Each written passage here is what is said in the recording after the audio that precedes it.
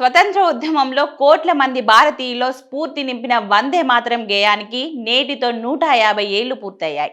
ఈ సందర్భంగా ఏడాది పొడవునా కార్యక్రమాలు నిర్వహించాలని కేంద్ర ప్రభుత్వం నిర్ణయించింది.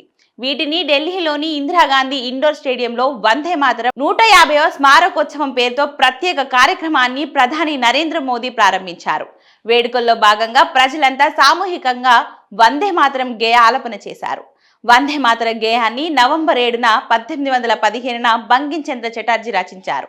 ఈ సందర్భంగా ప్రధాని నరేంద్ర మోదీ మాట్లాడుతూ వందే మాతర గేయం అనేది దేశమాత ఆరాధన అని ప్రధాని నరేంద్ర మోదీ అన్నారు. వందే మాతరం శబ్దం ఆత్మవిశ్వాసం నింపుతుందని, భవిష్యత్తుకు సరికొత్త భరోసా ఇస్తుందని పేర్కొన్నారు. వందే మాతరం సామూహిక గేయాలపన అద్భుత అనుభవమని, ఒకే లయ, స్వరం, భావంతో పాడటం హృదయాన్ని స్పందింపజేస్తుందని మోదీ తెలిపారు. భారతదేశ స్వతంత్ర సమరంలో జాతిని జాగృతం చేసింది వందే మాతరం అన్నారు.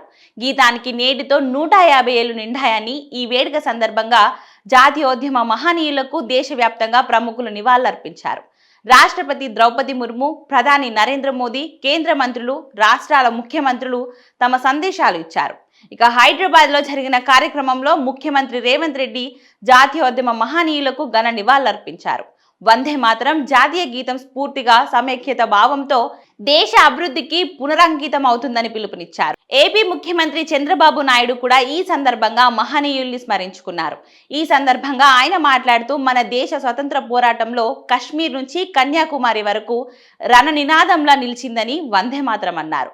శ్రీ బంకిం చంద్ర చటర్జీ రాసిన ఈ గేయం యావత్ దేశాన్ని ఉద్యమ స్ఫూర్తితో నడిపించిందని చంద్రబాబు నాయుడు పేర్కొన్నారు.